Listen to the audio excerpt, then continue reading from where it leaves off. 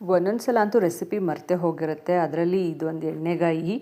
So first ಬಾಣಲಿಗೆ groundnut ಮತ್ತು ಎಳ್ಳನ್ನು ಹಾಕಿ 1 table ಸ್ಪೂನಷ್ಟು ಚೆನ್ನಾಗಿ ರೋಸ್ಟ್ ಮಾಡ್ಕೊಳ್ಬೇಕು ಫಸ್ಟ್ ಸ್ಟೆಪ್ಪು. ಸೊ ಸೆಕೆಂಡ್ ಸ್ಟೆಪ್ಪಾಗಿ ನಾನು ನೀರಲ್ಲಿ ಎಕ್ಸ್ ಶೇಪಲ್ಲಿ ಕಟ್ ಮಾಡಿ ಬೆಂಡೆಕಾಯಿನ ಎತ್ತಿಟ್ಕೊಳ್ತಾ ಇದ್ದೀನಿ.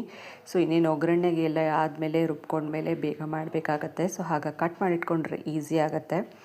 ಸೊ ಈಗ ಒಂದು ಸೆಕೆಂಡ್ ಸ್ಟೆಪ್ಪಲ್ಲಿ ಎಲ್ಲನೂ ಆ್ಯಡ್ ಮಾಡ್ತಾಯಿದ್ದೀನಿ. ಚನಾ ದಾಲ್, ಮೇಥಿ, ಜೀರಿಗೆ ಮತ್ತು ಸ್ವಲ್ಪ ಮೆಣಸಿನ್ಕಾಯಿ, ಕರಿಬೇವು ಮತ್ತು ತೆಂಗಿನಕಾಯಿನ ಆ್ಯಡ್ ಮಾಡಿಕೊಂಡು ಈ 2ನೇ ಸ್ಟೆಪ್ಪಲ್ಲಿ ರೋಸ್ಟ್ ಮಾಡಿಕೊಂಡು ಇವಾಗ ಮಿಕ್ಸಿ ಜಾರ್ಗೆ ಟ್ರಾನ್ಸ್ಫರ್ ಮಾಡ್ಕೊಳ್ತಾ ಇದ್ದೀನಿ. ಬಿಸಿ ಇದ್ದ ಹಾಗೆ ಗ್ರೈಂಡ್ ಮಾಡ್ಕೊಳ್ಬೋದು ಅಂತ.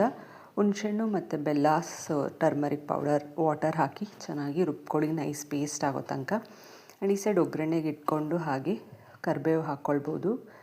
ಸೊ ಸಾಸಿವೆ ಸಿಡಿದ್ಮೇಲೆ ಈಗ ಮಸಾಲಾನ ಸ್ಟಫ್ ಮಾಡಿ ಬೆಂಡೆಕಾಯಿನ ಸ್ವಲ್ಪ ಚೆನ್ನಾಗಿ ರೋಸ್ಟ್ ಮಾಡ್ಕೊಳ್ಳಿ. ಅದು ಬೆಂದ ತಕ್ಷಣ ಸ್ವಲ್ಪ ರೋಸ್ಟ್ ಆದ ತಕ್ಷಣ ಮಿಕ್ಸ್ ಮಾಡಿರೋಂತಹ ಮಸಾಲಾನ ಟ್ರಾನ್ಸ್ಫರ್ ಮಾಡ್ಕೊಳ್ಬೋದು. ಇದನ್ನು ಒಂದು 5ರಿಂದ 10 ನಿಮಿಷ ಫುಲ್ ಹೈ ಫ್ಲೇಮಲ್ಲೇ ಬೇಯಿಸ್ಕೊಂಡ್ರೆ ಸಾಲ್ಟ್ ಹಾಕಿ ಸರ್ವ್ ಮಾಡೋಕ್ಕೆ ಚಪಾತಿಗೆ, ರೈಸ್ಗೆ ರೆಡಿಯಾಗಿರುತ್ತೆ. ಆ್ಯಂಡ್ ಯಾವಾಗಲೂ ಮರ್ತೋಗ್ಬಿಡ್ತೀನಿ, ನಾನು ಚೆಕ್ ಮಾಡ್ತಾ ಇರ್ತೀನಿ ನನ್ನ ಶಾರ್ಟ್ಸಲ್ಲಿ. ಸೊ ನೀವು ಟ್ರೈ ಮಾಡಿ ಹೇಗೆ ಬಂತು ಅಂತ ನಂಗೆ ತಿಳಿಸಿ. With this red masala, green ಮಸಾಲಕ್ಕಿಂತ ನನಗೆ ರೆಡ್ ಮಸಾಲ ತುಂಬ ಇಷ್ಟ ಆಗುತ್ತೆ.